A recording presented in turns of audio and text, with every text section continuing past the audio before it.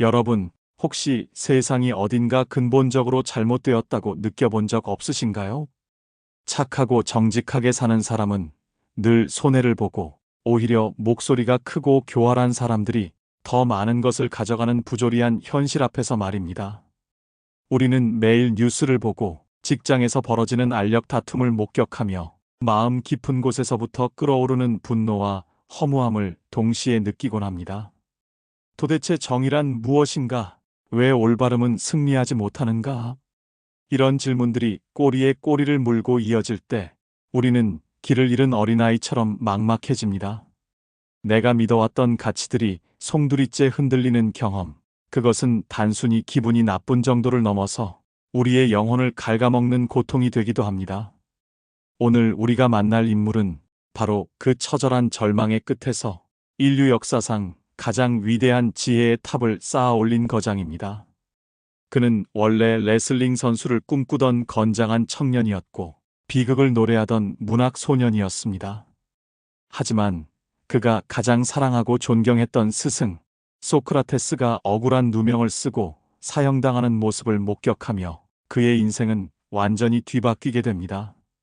민주주의라는 이름 아래 자행된 가장 비이성적인 폭력을 목격한 그는 세상의 화려한 겉모습 뒤에 숨겨진 진짜 진실을 찾기 위해 평생을 바쳤습니다. 바로 서양 철학의 아버지, 플라톤의 이야기입니다. 많은 분이 플라톤 하면 그저 이데아라는 어려운 단어나 현실성 없는 이상주의자를 떠올리곤 합니다. 하지만 천만의 말씀입니다. 플라톤만큼 치열하게 현실의 문제와 싸운 사람은 없습니다. 그는 방구석에 앉아 공상이나 즐기던 학자가 아니라 어떻게 하면 이 썩어빠진 세상을 고쳐서 인간이 진정으로 행복하게 살 수 있을지를 고민했던 뜨거운 피를 가진 혁명가였습니다. 오늘 우리는 플라톤의 파란만장한 인생과 철학을 통해 혼란스러운 현대 사회를 살아가는 우리가 어떻게 중심을 잡고 흔들리지 않을 수 있는지 그 단단한 해법을 찾아보려 합니다. 플라톤의 지혜를 통해 우리가 배워야 할 인생의 4가지 핵심 원칙은 다음과 같습니다. 첫째, 보이지 않는 진실을 꿰뚫어보는 동굴 밖의 시선입니다. 둘째, 내 안의 욕망과 이성을 조화시키는 영혼의 마차를 운전하는 법입니다. 셋째, 비난과 오해 속에서도 무너지지 않는 정의로운 영혼을 지키는 태도입니다. 넷째, 영원히 변치 않는 가치를 사랑하는 에로스, 즉 지혜에 대한 사랑을 회복하는 것입니다. 본격적인 이야기를 시작하기 전에 잠시 2400년 전의 아테네로 가보겠습니다. 20살의 건장한 청년 플라톤은 어느 날 광장에서 남루한 옷을 입고 못생긴 외모를 가진 한 노인의 이야기를 듣게 됩니다. 그 노인은 지나가는 사람들을 붙잡고 끊임없이 질문을 던지고 있었습니다. 자네는 돈이 무엇인지 아는가? 자네는 정말로 행복한가? 처음에는 그저 미치광이 노인이라 생각했지만 플라톤은 그 노인의 눈빛에서 번득이는 진리를 발견했습니다. 그날 밤 플라톤은 자신이 써왔던 모든 비극 시들을 불태워버립니다. 그리고 맹세합니다. 이제부터 나의 삶은 저 스승을 따라 진짜 지혜를 찾는 것에 바치겠다. 그렇게 문학소년 플라톤은 죽고 철학자 플라톤이 태어났습니다. 도대체 무엇이 그를 이토록 강렬하게 매료시켰을까요? 그리고 그가 평생을 바쳐 찾아낸 이데아란 과연 무엇일까요? 지금부터 그 거대한 지혜의 숲으로 여러분과 함께 걸어가 보겠습니다.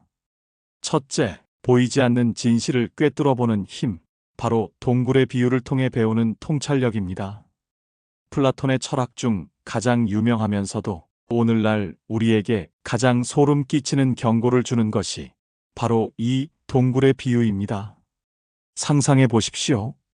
깊고 어두운 동굴 속에 사람들이 갇혀 있습니다. 그들은 태어날 때부터 손발이 묶이고 목이 고정되어 있어서 오직 동굴의 안쪽 벽면만 바라볼 수 있습니다. 그들의 뒤쪽 멀리 높은 곳에서는 불이 타오르고 있고 그 불과 죄수들 사이로 난 길 위로 사람들이 동물이나 각종 물건의 모형을 들고 지나갑니다. 불빛에 비친 그림자가 동굴 벽에 어른거립니다.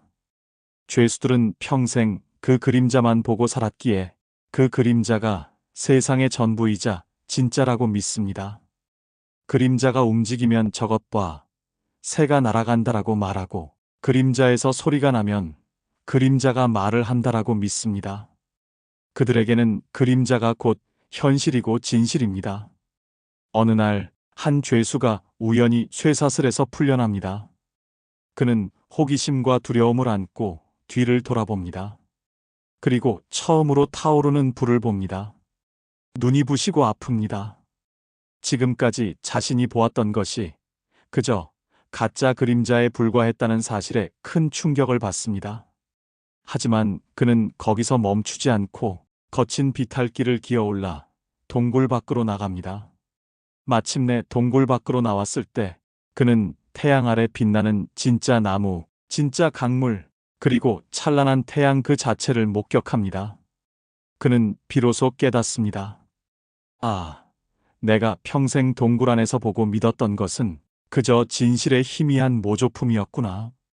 이 바깥 세상이야말로 진짜 세상, 이데아의 세계구나. 여러분, 이 이야기가 그저 옛날 이야기처럼 들리시나요? 플라톤은 이 비유를 통해 우리가 사는 현실 세계를 날카롭게 비판했습니다. 오늘날 우리의 모습을 한번 돌아보십시오. 우리는 스마트폰이라는 작은 동굴 속에 갇혀 있지 않습니까? 손바닥만한 화면 속에서 춤추는 이미지들, 남들이 편집해서 올린 화려한 일상, 자극적인 뉴스 기사의 헤드라인, 이것들이 바로 현대판 그림자입니다. 우리는 인스타그램 속 타인의 행복한 사진을 보며 그것이 그 사람의 진짜 삶이라고 믿고 부러워합니다. 유튜브 알고리즘이 보여주는 편향된 정보만을 보며 그것이 세상의 전부라고 믿고 분노하거나 열광합니다. 명품 가방, 고급 승용차, 넓은 아파트라는 그림자를 쫓으며 그것을 얻으면 내 인생이 완성될 것이라 착각합니다. 하지만 그 모든 것은 실제하는 행복의 그림자일 뿐 행복 그 자체는 아닙니다. 플라톤은 말합니다. 보이는 것이 전부가 아니다. 눈에 보이는 현상 너머에 있는 본질을 보아야 한다. 그는 우리가 감각으로 느끼는 이 현실 세계는 끊임없이 변하고 사라지는 가짜의 세계라고 했습니다. 시간이 지나면 낡고 병들고 사라지는 육체나 물질은 영원한 진리가 될 수 없습니다. 진짜 세계, 즉 이데아의 세계는 눈이 아니라 지성과 이성으로만 볼 수 있는 영원불변의 세계입니다. 예를 들어 우리가 세상에서 보는 모든 동그라미는 완벽하지 않습니다. 현미경으로 들여다보면 찌그러져 있거나 끊겨 있습니다. 하지만 우리 머릿속에는 완벽한 원이라는 개념이 존재합니다. 그 완벽한 원, 그것이 바로 이데아입니다. 현실의 동그라미들은 그 이데아를 흉내낸 그림자일 뿐입니다. 이 원칙을 우리의 삶에 적용한다는 것은 무엇일까요? 그것은 의심하는 용기를 갖는 것입니다. 남들이 다 좋다고 하는 것, 세상이 성공이라고 말하는 기준, 지금 내 눈앞에 보이는 화려한 현상들에 대해 과연 이것이 진짜일까? 라고 질문하는 것입니다. 돈이 많으면 행복하다는 그림자, 인기가 많으면 훌륭한 사람이라는 그림자, 좋은 대학을 나오면 성공한 인생이라는 그림자. 이 사슬을 끊고 고개를 돌려야 합니다. 물론 그 과정은 고통스럽습니다. 동굴 밖으로 나간 죄수가 처음 태양을 봤을 때 눈이 멀 것 같은 고통을 느꼈듯이 우리가 믿어왔던 통념을 깨는 것은 두렵고 아픈 일입니다. 남들과 다른 길을 가는 것 같아 불안하기도 합니다. 하지만 그 고통을 견디고 동굴 밖으로 나간 사람만이 진정한 자유와 행복을 맛볼 수 있습니다. 겉모습에 휘둘리지 않고 사람의 됨됨이라는 본질을 보는 눈, 유행에 휩쓸리지 않고 나만의 가치를 지키는 태도, 이것이 바로 플라톤이 말하는 동굴 밖의 삶입니다. 동굴 밖을 본 사람은 다시 동굴로 돌아가야 할 의무가 있습니다. 혼자만 진리를 깨닫고 기뻐하는 것이 아니라 아직 그림자를 보고 있는 동료들에게 진실을 알려주기 위해 어둠 속으로 다시 내려가야 합니다. 비록 동료들이 미쳤다고 조롱하고 심지어 죽이려 할지라도 말입니다. 이것이 바로 플라톤이 생각한 철학자의 사명이자 참된 리더의 모습이었습니다. 여러분은 지금 어느 곳을 보고 계십니까? 벽에 비친 그림자입니까? 아니면 동굴 밖의 태양입니까? 스마트폰 화면을 잠시 끄고 진짜 세상, 진짜 내 마음, 진짜 사랑을 들여다보는 시간을 가져보십시오. 그것이 지혜로운 삶의 첫걸음입니다. 둘째, 내 안의 혼란을 잠재우고 주인이 되는 법. 바로 영혼의 마차 비유입니다. 우리는 종종 내 마음인데도 내 마음대로 되지 않는 경험을 합니다. 다이어트를 결심해놓고 밤에 야식을 시켜 먹거나 화내지 말아야지 다짐해놓고 순간의 분노를 참지 못해 폭언을 쏟아냅니다. 해야 할 일은 미루고 하지 말아야 할 일에 빠져들어 시간을 낭비하기도 합니다. 그리고 후회합니다. 나는 왜 이렇게 의지가 약할까? 내 머릿속엔 도대체 누가 살고 있는 걸까? 플라톤은 이러한 인간 내면의 갈등을 아주 탁월한 비유로 설명했습니다. 플라톤은 우리의 영혼을 두 마리의 말이 끄는 마차와 그 마차를 모는 마부로 묘사했습니다. 왼쪽에는 검은 말이 있습니다. 이 말은 욕망과 본능을 상징합니다. 거칠고 말을 듣지 않으며 끊임없이 쾌락을 쫓아 제멋대로 날뛰려 합니다. 맛있는 음식, 성적인 쾌락, 편안한 휴식, 돈과 권력에 대한 탐욕으로 가득 차 있습니다. 오른쪽에는 흰 말이 있습니다. 이 말은 기계와 용기, 의지를 상징합니다. 명예를 중시하고 부끄러움을 알며 비교적 말을 잘 듣지만 때로는 분노에 휩싸여 흥분하기도 합니다. 그리고 이 두 마리의 말을 통제하며 마차를 모는 마부가 있습니다. 이 마부가 바로 이성입니다. 마부의 역할은 아주 중요합니다. 검은 말이 날뛰어 마차를 절벽으로 끌고 가지 않도록 고삐를 단단히 쬐어야 하고 흰 말이 올바른 방향으로 힘을 쓰도록 격려하고 지휘해야 합니다. 마부가 정신을 똑바로 차리고 두 말을 조화롭게 이끌 때 마차는 하늘 높이 날아올라 이데아의 세계, 진리의 세계로 나아갈 수 있습니다. 하지만 마부가 졸거나 힘이 약해서 검은 말에게 끌려다니면 마차는 땅으로 추락하여 짐승과 다를 바 없는 삶을 살게 됩니다. 이 비유가 우리에게 주는 교훈은 명확합니다. 우리 안의 욕망, 즉 검은 말을 아예 없앨 수는 없다는 것입니다. 말이 없으면 마차는 움직일 수 없습니다. 욕망은 삶의 에너지이기도 합니다. 문제는 그 욕망이 주인이 되어 나를 끌고 다니게 두어서는 안 된다는 점입니다. 많은 현대인이 마부의 역할을 포기하고 검은 말의 등 뒤에 매달려 끌려다니는 삶을 살고 있습니다. 충동 구매를 하고 알코올이나 도박에 빠지고 순간적인 감정을 이기지 못해 관계를 망칩니다. 플라톤은 말합니다. 자신을 이기는 것이야말로 가장 위대한 승리다. 진정한 자유는 하고 싶은 대로 다 하는 방종이 아니라 자신의 욕망을 이성으로 통제하고 조절할 수 있는 상태, 즉 자기 지배에 있습니다. 그렇다면 어떻게 해야 유능한 마부가 될 수 있을까요?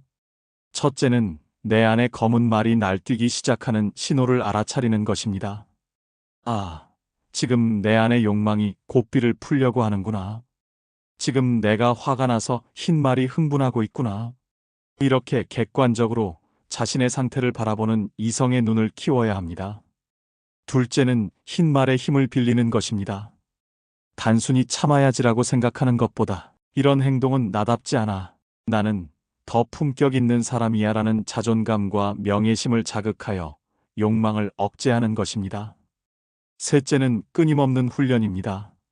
마부가 하루아침에 명마를 다룰 수 없듯이 자기 통제력은 매일의 작은 습관에서 길러집니다. 아침에 정해진 시간에 일어나는 것, 약속 시간을 지키는 것, 화가 날 때 심호흡을 한 번 하는 것. 이런 사소한 승리들이 모여 마부의 근력을 키웁니다.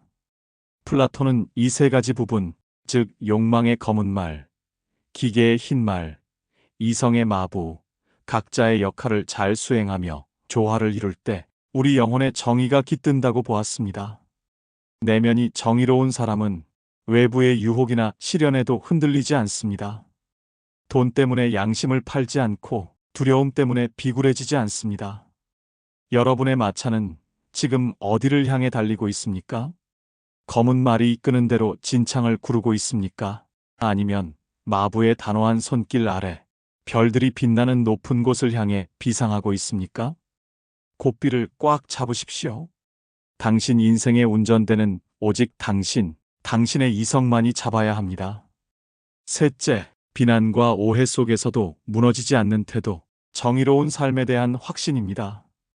플라톤의 스승 소크라테스는 아테네 시민들의 투표로 사형을 선고받았습니다. 죄목은 청년들을 타락시키고 신을 믿지 않는다는 터무니없는 것이었습니다. 하지만 진짜 이유는 자신들의 무지를 폭로하는 소크라테스가 미웠던 기득권층의 시기심 때문이었습니다. 플라톤은 이 사건을 통해 뼈저린 교훈을 얻습니다. 다수의 의견이 항상 옳지는 않다. 민주주의라는 이름으로 가장 끔찍한 불의가 저질러질 수 있다. 그는 아테네의 민주정의가 어리석은 대중의 정치로 타락했다고 비판했습니다. 배에 대해서는 선장이 가장 잘 알고 구두에 대해서는 구두장인이 가장 잘 아는데 왜 국가를 다스리는 가장 중요한 일은 전문 지식도 없는 사람들이 제비뽑기나 인기투표로 결정하는가? 이것이 플라톤의 의문이었습니다. 플라톤은 그에 져서 국가에서 기게스의 반지라는 이야기를 들려줍니다. 어느 날 양치기 기게스는 우연히 반지를 하나 줍게 됩니다.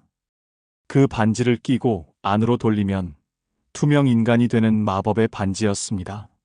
남들의 눈에 보이지 않게 되자 순박했던 양치기는 끔찍한 욕망을 드러냅니다. 왕궁으로 들어가 왕비를 유혹하고 왕을 죽인 뒤 스스로 왕이 되어 온갖 악행을 저지릅니다. 플라톤은 묻습니다. 만약 여러분에게 남들에게 들키지 않고 나쁜 짓을 할 수 있는 능력이 생긴다면, 그리고 그 행동으로 엄청난 부와 권력을 얻을 수 있다면 그래도 정의롭게 살겠습니까? 대부분의 사람은 처벌이 두려워서 또는 남들의 시선 때문에 도덕을 지킵니다. 만약 들키지 않는다면 많은 사람이 기게스처럼 행동할지도 모릅니다. 심지어 현실에서는 부정을 저지른 사람이 더 잘 살고 정직한 사람은 가난하고 고통받는 경우도 허다합니다. 사람들은 말합니다. 정의로움, 그게 밥 먹여주냐? 적당히 요령껏 사는 게 최고야. 남들 다 그렇게 사는데 왜 너만 유난스러워? 이런 세상에서 플라톤은 왜 굳이 정의롭게 살아야 한다고 주장했을까요? 그는 단순히 착하게 살면 복을 받는다는 식의 이야기를 하지 않습니다. 오히려 정의로운 사람은 현실에서 박해받을 수도 있음을 인정합니다. 소크라테스처럼 말이죠. 하지만 플라톤은 단호하게 말합니다. 부정한 방법으로 얻은 이익은 영혼을 병들게 한다. 그에게 있어 정의는 남에게 보이기 위한 것이 아니라 내 영혼의 건강 상태입니다. 나쁜 짓을 저지른 사람은 비록 겉으로는 화려하고 떵떵거리며 살지 몰라도 그 내면은 질서가 파괴되어 끔찍한 전쟁터와 같습니다. 욕망이 이성을 짓누르고 끊임없는 불안과 의심, 채워지지 않는 갈증에 시달립니다. 그것은 마치 겉은 멀쩡해 보이지만 속은 암세포가 퍼져 썩어가는 몸과 같습니다. 반면 정의로운 사람은 비록 가난하고 남들의 오해를 받을지라도 그 내면은 조화롭고 평화롭습니다. 이성이 욕망을 잘 다스려 스스로에게 떳떳하고 당당합니다. 그것은 건강하고 튼튼한 영혼을 가진 것입니다. 플라톤은 묻습니다. 온갖 보석으로 치장하고 비단옷을 입었지만 온몸이 피부병으로 문드러진 채 사는 삶을 원하느냐? 아니면 누더기를 입었더라도 강철같이 건강한 몸으로 사는 삶을 원하느냐? 이 원칙은 오늘날 우리에게 큰 위로와 용기를 줍니다. 직장에서 꼼수를 부리는 동료가 먼저 승진할 때, 원칙을 지키다가 손해를 볼 때 우리는 흔들립니다. 하지만 기억하십시오. 당신이 지킨 것은 돈 몇 푼이 아니라 당신의 영혼입니다. 남을 속여서 얻은 성공은 결국 자기 자신을 혐오하게 만듭니다. 밤에 두 다리 뻗고 잘 수 있는 평화람, 거울 속의 나를 당당하게 바라볼 수 있는 자존감. 이것은 세상 어떤 부귀영화와도 바꿀 수 없는 가치입니다. 플라톤은 말합니다. 세상이 너를 어떻게 평가하든 상관없다. 중요한 것은 내 영혼이 얼마나 아름답고 조화로운가이다. 진정한 행복은 외부의 조건이 아니라 내면의 질서에서 오기 때문입니다. 그러니 여러분, 세상이 불공평하다고 너무 노여워하지 마십시오. 기게스의 반지를 부러워하지 마십시오. 투명 인간이 되어 온갖 욕망을 채운 기게스는 사실 세상에서 가장 불행한 노예가 된 것입니다. 자신의 욕망에 잡아먹힌 노예 말입니다. 스스로에게 부끄럽지 않은 삶, 그것이야말로 제왕보다 더 고귀한 삶입니다. 넷째, 가장 완벽한 것을 꿈꾸는 힘, 에로스를 통한 상승입니다. 여러분은 플라토닉 러브라는 말을 들어보셨을 겁니다. 흔히 육체적인 관계없이 정신적으로만 하는 사랑을 뜻하는 말로 쓰이지만 이는 플라톤의 사상을 아주 단편적으로만 이해한 것입니다. 플라톤에게 에로스는 단순히 남녀 간의 사랑만을 의미하지 않습니다. 그것은 부족한 것을 채우려는 강렬한 열망이자 더 높은 차원으로 나아가려는 상승의 에너지입니다. 플라톤의 대화편 향연에는 사랑에 대한 깊은 통찰이 담겨 있습니다. 그는 사랑을 사다리에 비유합니다. 사랑의 첫 단계는 육체적인 아름다움을 사랑하는 것입니다. 어떤 사람의 예쁜 얼굴, 멋진 몸매에 반하는 것이죠. 이것은 자연스러운 시작입니다. 하지만 여기에만 머물러서는 안 됩니다. 시간이 지나면 육체는 시들고 변하기 때문입니다. 그 다음 단계는 영혼의 아름다움을 사랑하는 것입니다. 그 사람의 지혜, 용기, 친절함 같은 내면의 가치를 발견하고 사랑하게 됩니다. 이는 육체의 사랑보다 훨씬 더 지속적이고 깊은 충족감을 줍니다. 세 번째 단계는 제도와 법, 학문이 아름다움을 사랑하는 것입니다. 개인에 대한 사랑을 넘어서 사회를 아름답게 만드는 정의로운 법, 진리를 탐구하는 학문의 즐거움에 빠져드는 단계입니다. 그리고 마침내 마지막 단계, 사랑의 사다리 가장 꼭대기에는 아름다움 그 자체의 이데아에 대한 사랑이 있습니다. 어떤 특정한 사람이나 물건에 깃든 아름다움이 아니라 영원히 변하지 않고 생겨나지도 사라지지도 않는 순수한 아름다움의 본질을 직관하고 사랑하는 경지입니다. 플라톤은 우리가 인생에서 느끼는 모든 결핍과 갈증이 사실은 이 영원한 것을 잃어버렸기 때문이라고 보았습니다. 우리는 무언가를 끊임없이 욕망합니다. 새 차를 사면 잠시 기쁘지만 금세 시들해지고 더 좋은 차를 원합니다. 멋진 이성을 만나 사랑에 빠지지만 시간이 지나면 권태기가 오고 실망합니다. 왜 그럴까요? 우리가 진정으로 원했던 것은 그 물건이나 사람이 아니라 그것들을 통해 어렴풋이 비치는 완벽함, 즉 이데아였기 때문입니다. 현실의 대상들은 이데아의 그림자일 뿐이기에 우리의 영혼을 온전히 채워줄 수 없습니다. 우리는 유한한 것들 속에서 무한을 찾으려 하기에 늘 고통받는 것입니다. 하지만 플라톤은 이 욕망을 억누르라고 하지 않습니다. 오히려 그 에로스의 힘을 이용하여 더 높은 곳으로 올라가라고 조언합니다. 아름다운 사람을 보고 사랑에 빠졌다면 그 사람에게 집착하고 소유하려 드는 대신 저 사람의 아름다움은 어디서 온 것일까? 를 생각하며 더 높은 차원의 아름다움을 향해 시선을 돌리라는 것입니다. 이것이 바로 승화입니다. 예술가가 아름다움을 창조하고 과학자가 진리를 탐구하고 사회운동가가 정의로운 세상을 만들려 노력하는 것. 이 모든 것이 바로 에로스의 힘입니다. 동물적인 욕망을 지적인 창조와 영적인 성장의 에너지로 바꾸는 것. 이것이 플라톤이 말하는 진정한 사랑의 기술입니다. 현대 사회를 사는 우리는 너무 쉽게 사랑을 소비합니다. 인스턴트 식품처럼 가볍게 만나고 가볍게 헤어지며 조건을 따지고 계산합니다. 그리고 사랑은 없다고 냉소합니다. 하지만 플라톤은 말합니다. 당신이 사랑에 실패하고 허무함을 느끼는 이유는 사랑의 대상이 너무 낮았기 때문이라고요. 당신의 에로스를 더 높은 곳으로 향하게 하십시오. 지금 하는 일이 단순히 돈벌이가 아니라 누군가에게 도움이 되고 세상을 조금 더 좋게 만드는 가치 있는 일이 되도록 의미를 부여하십시오.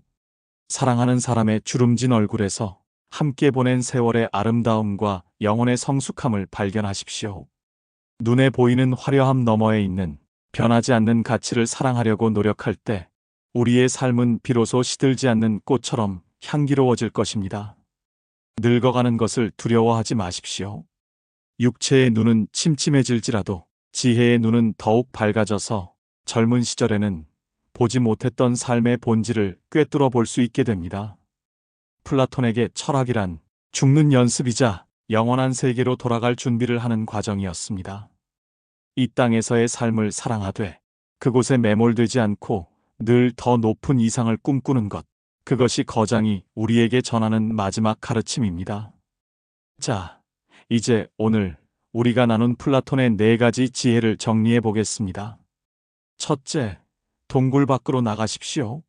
눈에 보이는 화려한 그림자, 남들이 만들어 놓은 가짜 기준에 속지 말고 의심하고 질문하여 당신만의 진짜 태양을 찾으십시오.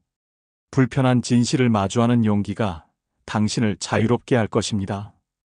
둘째, 영혼의 마부가 되십시오.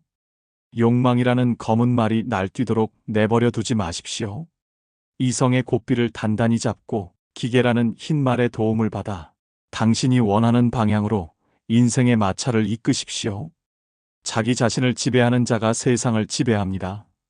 셋째, 투명 인간이 되어도 정의를 지키십시오. 아무도 보지 않아도 손해를 보더라도 원칙을 지키는 것은 남을 위해서가 아니라 바로 당신의 영혼을 위해서입니다. 조화롭고 건강한 영혼은 그 자체로 가장 큰 보상입니다. 넷째, 사랑의 사다리를 오르십시오. 육체적인 아름다움과 물질적인 만족에 머무르지 말고 지혜와 덕 그리고 영원한 가치를 사랑하는 데까지 나아가십시오. 결핍을 성장의 동력으로 삼는 에로스의 힘을 믿으십시오. 여러분, 플라톤의 스승 소크라테스는 죽기 전 친구들에게 이런 말을 남겼습니다. 떠날 때가 되었네. 나는 죽으러 가고 여러분은 살러 가네. 어느 쪽이 더 좋은지는 신만이 알 것이네. 이 말 속에는 죽음조차 두려워하지 않는 진리를 깨달은 자의 초연함이 담겨 있습니다. 플라톤은 스승의 죽음을 헛되이 하지 않기 위해 평생을 바쳐 인간이 도달할 수 있는 최고의 지성을 쌓아 올렸습니다. 그가 꿈꾼 이데아는 저 멀리 우주 어딘가에 있는 뜬구름 잡는 세계가 아닙니다. 진흙탕 같은 현실 속에서도 우리가 결코 포기해서는 안 되는 삶의 기준이자 북극성입니다. 우리는 완벽해질 수 없을지도 모릅니다. 우리는 여전히 실수하고 유혹에 흔들리고 그림자에 속을 것입니다. 하지만 북극성이 닿을 수 없다고 해서 쓸모없는 것이 아니듯 이데아는 우리가 길을 잃었을 때 나아가야 할 방향을 알려줍니다. 오늘 밤 여러분의 동굴 벽에는 어떤 그림자가 어른거리고 있나요? 그 그림자가 너무 커 보여서 혹시 겁먹고 있지는 않으신가요? 고개를 돌리십시오. 사슬을 끊으십시오. 동굴 밖에는 찬란한 태양이 여러분을 기다리고 있습니다. 당신은 그림자가 아니라 빛을 향해 걸어가도록 태어난 존재라는 사실을 잊지 마십시오. 여러분의 삶이 눈먼 욕망의 질주가 아니라 별을 향해 날아오르는 아름다운 비행이 되기를 진심으로 응원합니다. 지혜를 사랑하는 여정은 외롭지만 그 길 끝에서 만날 자유는 그 무엇과도 바꿀 수 없을 것입니다. 오늘 플라톤과 함께한 이 깊은 사색의 시간이 여러분의 복잡한 머릿속을 맑게 비추는 한 줄기 빛이 되었기를 바랍니다. 혼란스러운 세상에서 중심을 잡고 싶은 분들, 지혜의 힘으로 인생의 주인이 되고 싶은 분들은 구독과 좋아요를 눌러주세요. 우리는 다음 시간에도 인류의 위대한 스승들을 만나 삶을 단단하게 만드는 지혜의 대화를 이어가겠습니다. 여러분의 하루가 이데아의 빛으로 가득하기를 바랍니다. 감사합니다.